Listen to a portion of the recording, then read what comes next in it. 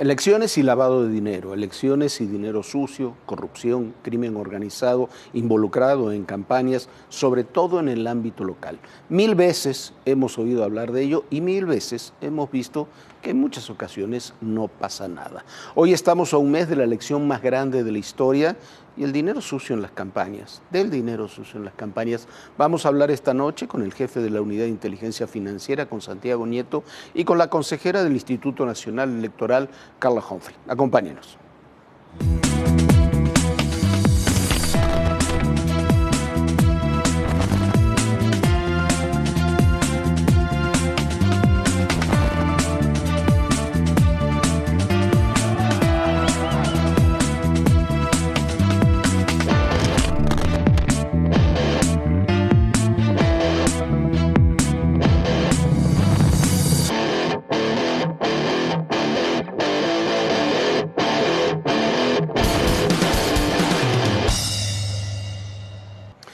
Carla Humphrey, Santiago Nieto, bienvenidos. Gracias por la invitación, un gusto estar aquí. Muchas gracias por invitarme. Es un placer que estén aquí. Como decíamos en el inicio del programa, para ir directamente al tema, el dinero sucio ha estado siempre en las elecciones, no nos engañemos. Un país con la presencia que tiene la delincuencia organizada en México, eso es indudable. Pero hemos visto muy pocas veces que se pueda controlar. ¿Qué se puede hacer ahora para controlar la presencia del dinero sucio? No estoy hablando solamente del narcotráfico, el dinero sucio en general en las campañas electorales. Ustedes lo están viendo desde dos ámbitos, desde dos instituciones diferentes, el INE, la Unidad de Inteligencia Financiera, pero ¿cómo se puede pasar y cómo se pueden cruzar las informaciones y el trabajo político y legal para frenar, limitar lo más posible ese fenómeno? Santiago. Carla.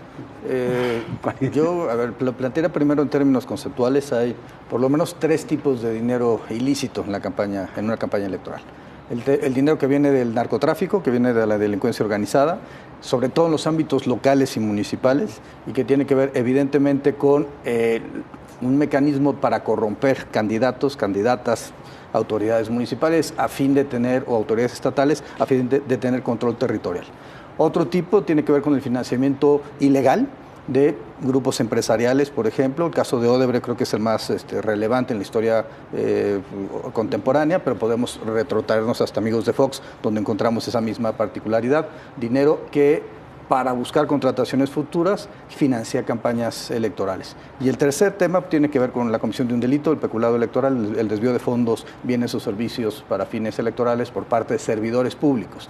Y esto implica una actividad que va más allá de lo electoral, un mecanismo de control que va más allá de de la competencia de una autoridad electoral y que involucra a todos los sistemas anticorrupción, a los sistemas, entre otros esquemas, entre los que forma parte de la Unidad de Inteligencia Financiera.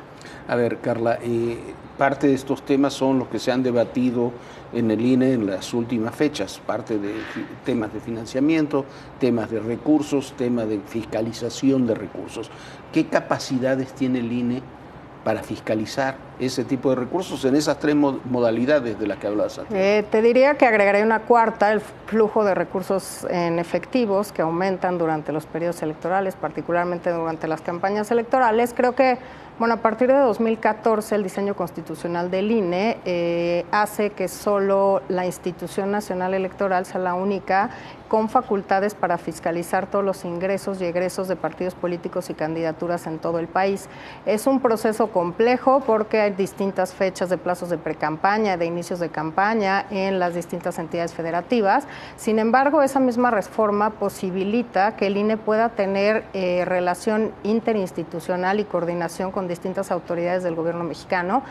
Para empezar, hay que decir que cualquier autoridad tiene obligación de contestar los requerimientos del INE y particularmente hace énfasis en poder colaborar con la Secretaría de Hacienda y Crédito Público a través de la Unidad de Inteligencia Financiera, y es ahora mucho de lo que se está haciendo en el INE, intentar tener información de otras fuentes, porque claramente el INE tiene determinadas distintas fuentes de las que proviene la información. Primero, a través de la presentación de los informes que tienen obligatoriamente que presentar partidos políticos, precandidaturas y candidaturas. Después, por la presentación de quejas o denuncias, de las cuales empezamos a requerir información para desahogarlas, pero también información de la que nos podemos allegar justamente para tener análisis más potentes y más profundos respecto a las operaciones y al comportamiento financiero de los sujetos obligados.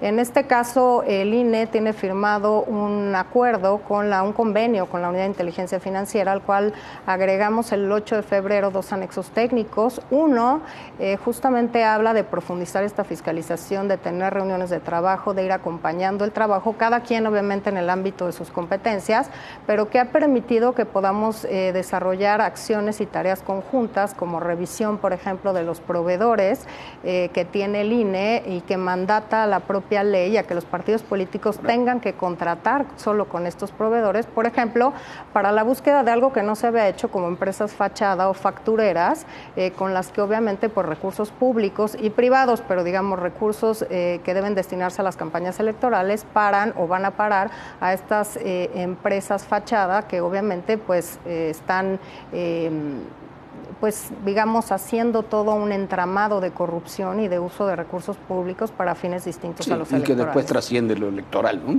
En mucho tiempo. Pero ¿cómo funciona entonces esa colaboración? ¿Cómo funciona esa colaboración entre la UIF y el INE en estos temas? Sí, a ver, como mencionó la consejera Humphrey, a propuesta de ella, platicamos y después se llevó el asunto con Lorenzo Córdoba para firmar estos 2 anexos técnicos. Uno estaba pensado en procedimiento especial sancionador y básicamente surgió de la idea de la Comisión de Igualdad de Género y No Discriminación para poder tener capacidad, digamos, cognitiva del verdadero cauce de la cantidad de recursos que puede tener un agresor de mujeres que participan en política. Es decir, lo primero que se buscó fue cómo vamos a sancionar cómo va a sancionar el INE o la Sala Regional Especializada a una persona por violencia política en contra de las mujeres. Bueno, una de las sanciones es económica y entonces hay que saber cuál es la capacidad económica del infractor y a partir de ahí se generó, digamos, esta idea. Ese acuerdo. Por otro lado, todos los temas relacionados con procedimiento especial sancionador en materia de radio y televisión, etcétera, y por supuesto los asuntos vinculados con este intercambio de información que decía la consejera Humphrey. Son los padrones de proveedores, los candidatos y candidatas para poder revisar que no se encuentren en alguna situación irregular y bueno, por supuesto, los modelos de riesgo que vamos calibrando de manera coordinada. A la fecha, los grupos de trabajo han tenido 4 reuniones para intercambiar información.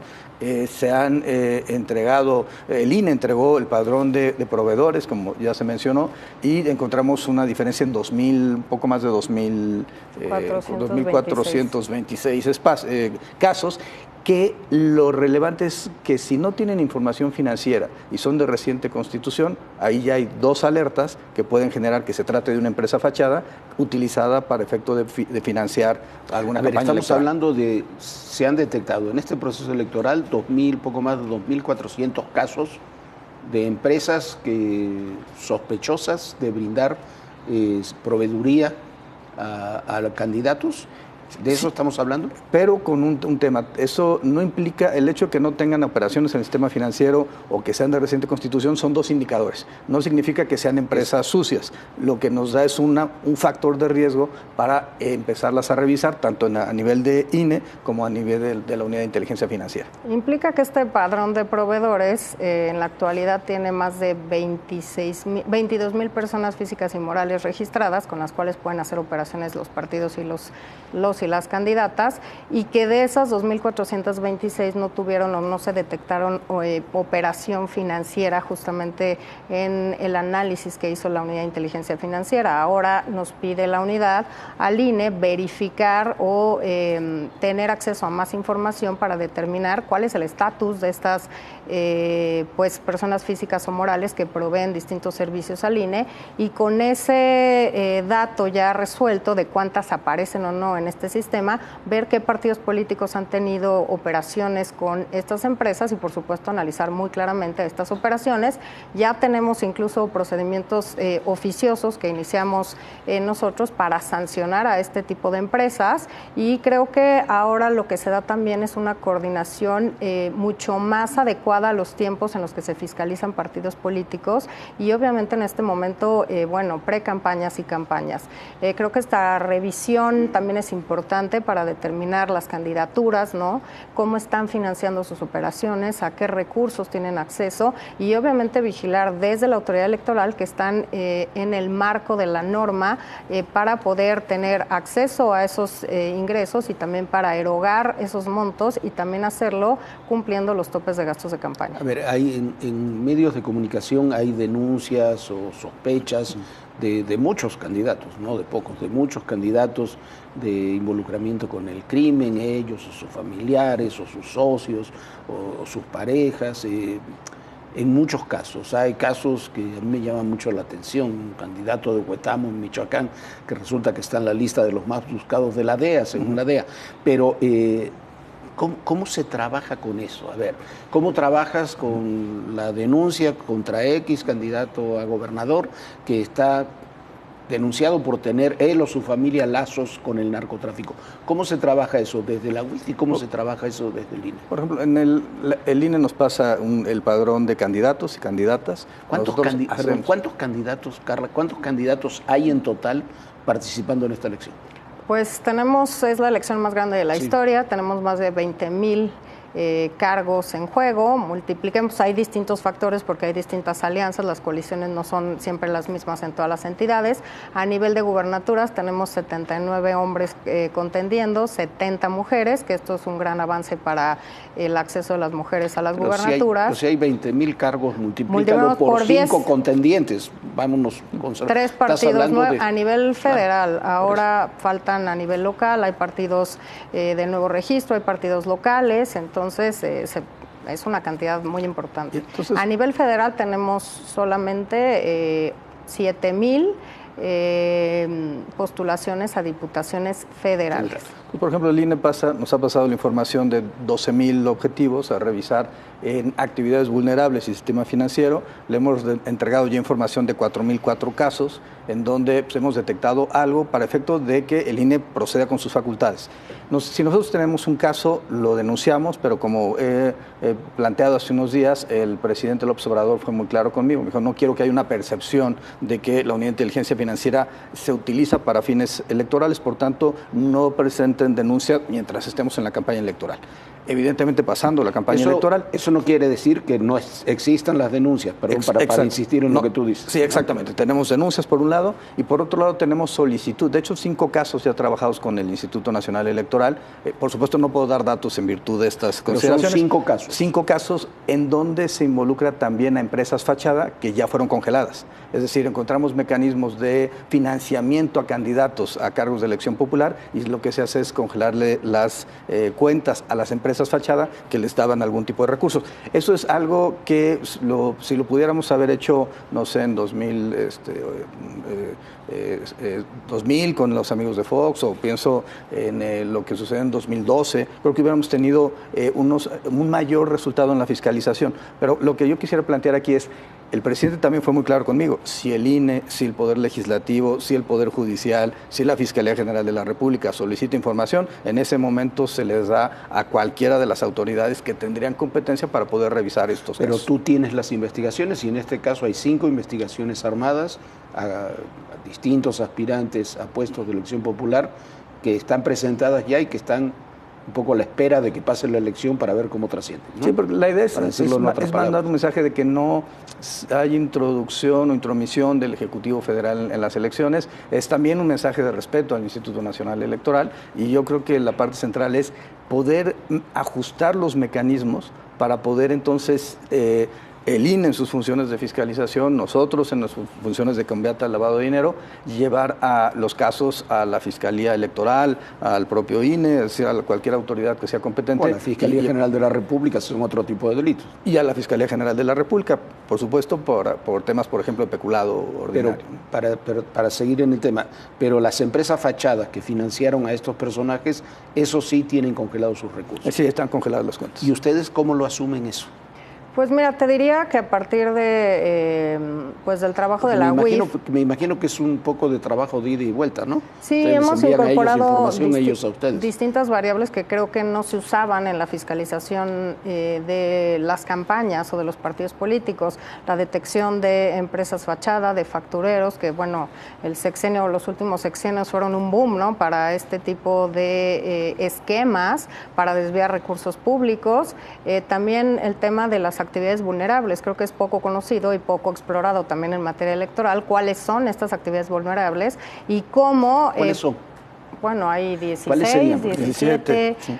Compra de bienes inmuebles, de joyas, de arte, de coches de lujo, las que están las vulnerables que tienen ustedes en la UIF y que tienen que se reflejan en... Que tienen relación con lo electoral, por ejemplo, criptomonedas, por ejemplo, traslado de valores, Operación Zafiro, la estafa maestra. Compra-venta de inmuebles, tarjetas prepagadas. Tarjetas prepagadas. En 2012 tuvimos toda esta discusión nacional en torno a las tarjetas prepagadas de Soriana. Entonces lo que estamos solicitando, y eso es un tema muy importante también, con la CNBV y con el SAT se emitieron 2 guías para que tanto el sistema financiero como los sujetos obligados por actividades vulnerables de manera inmediata reporten a la UIF cualquier tema relacionado con personas políticamente expuestas, candidatos, candidatas, dirigentes partidistas, en estos casos. Y entonces, si un partido está comprando de repente miles de tarjetas prepagadas, o si está comprando, de repente alguien aparece comprando criptomonedas, o de repente un trasladador de valores aparece trasladando dinero a un partido político, todo eso se tiene que reportar y tenemos evidentemente que actuar en consecuencia. También te diría que requerimos información a otras autoridades y que usualmente responden no en tiempo y forma, y por eso tenemos...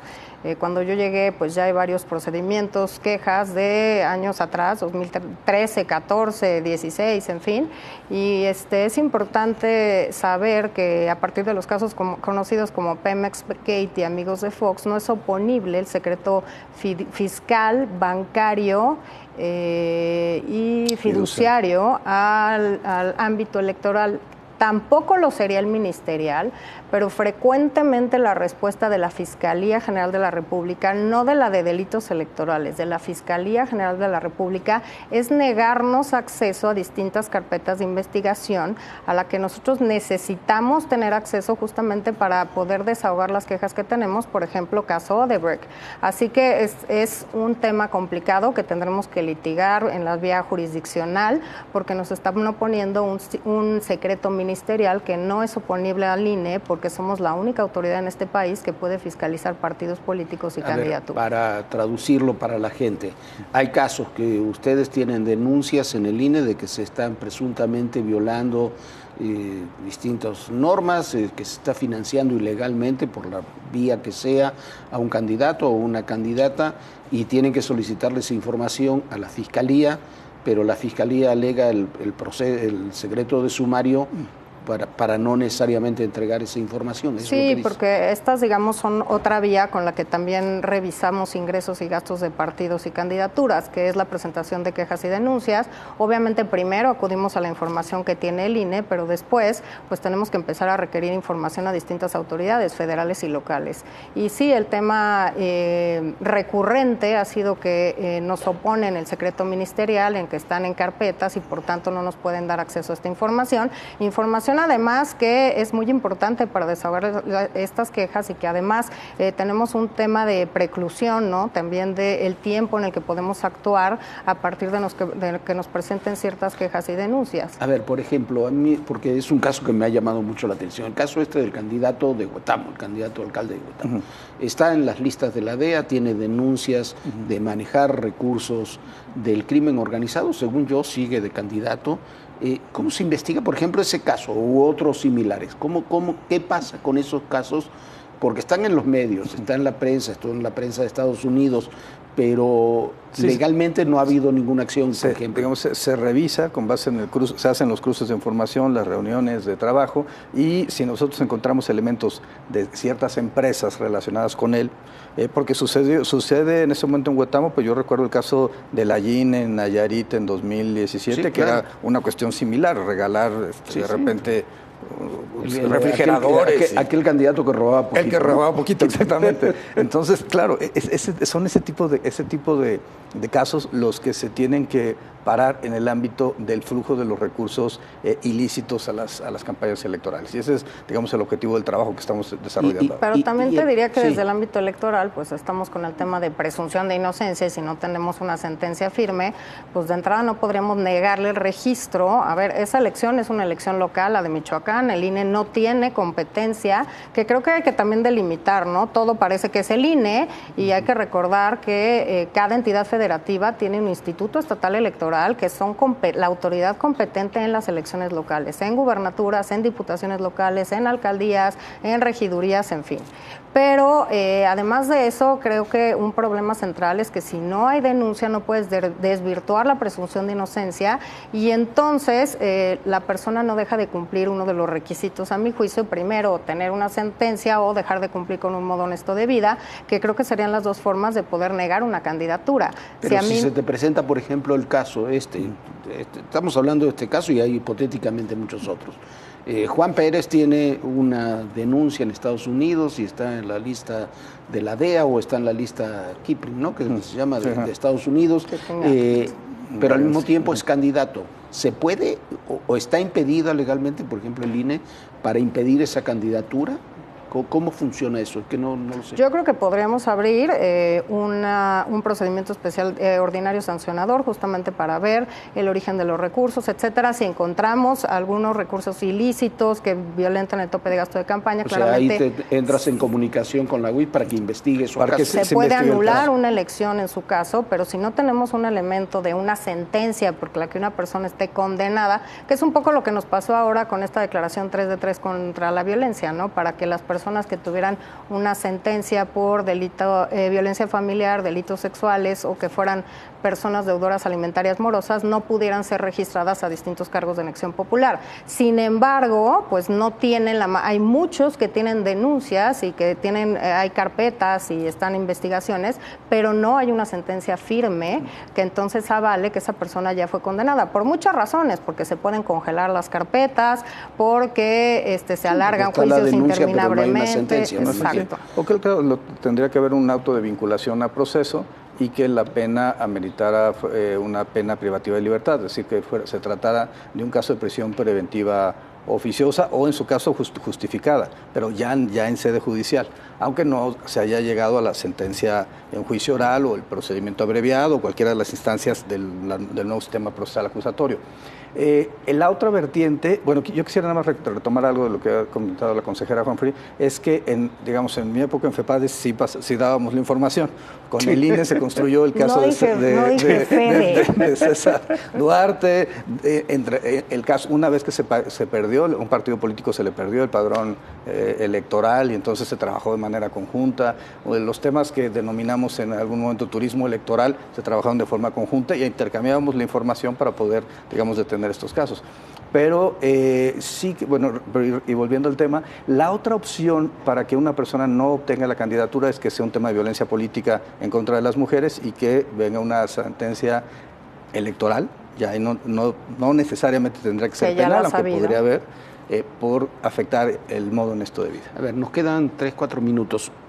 Tú dices que hay 5 casos investigados de candidatos o candidatas que están participando en el proceso electoral, que ahí están vista del proceso.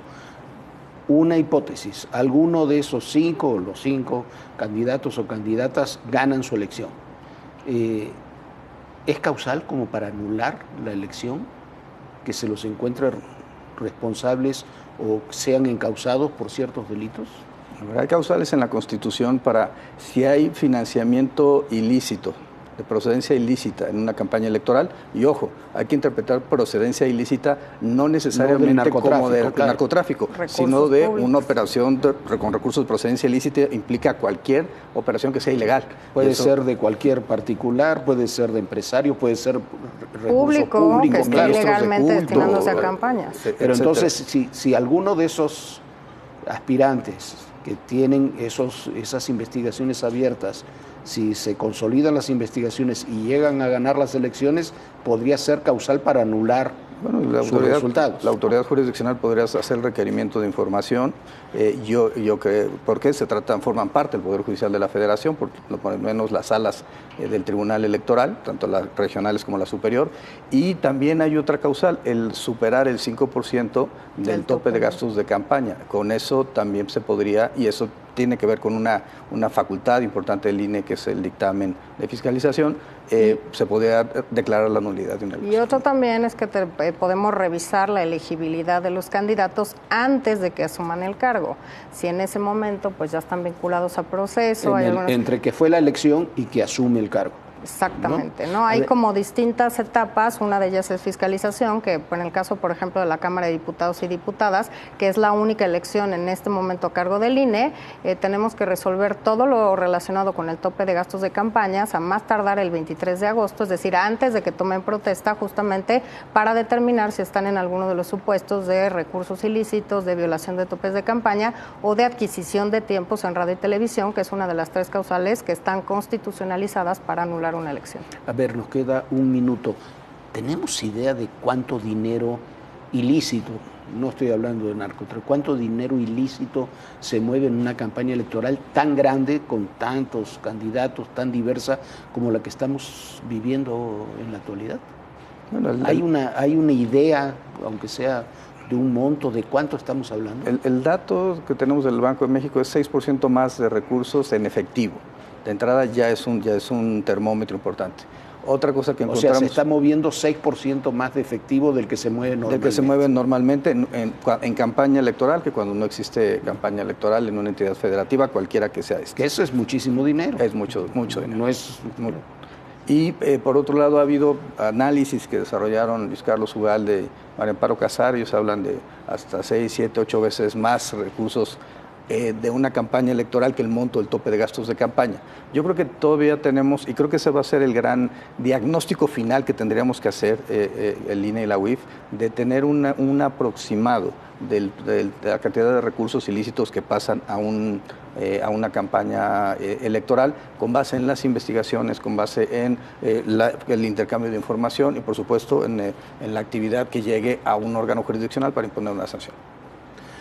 Carla, Santiago, muchísimas gracias por acompañarnos esta noche. Gracias a ti por la invitación. Buenas noches. Gracias, mucho éxito en todo lo que viene y muchísimas gracias por acompañarnos. Recuerden, mi compañera Viviana Belsazo estará con nosotros de regreso en el mes de junio, pero sobre todo recuerde, en el poder y en la política todo, pero absolutamente todo es personal. Gracias.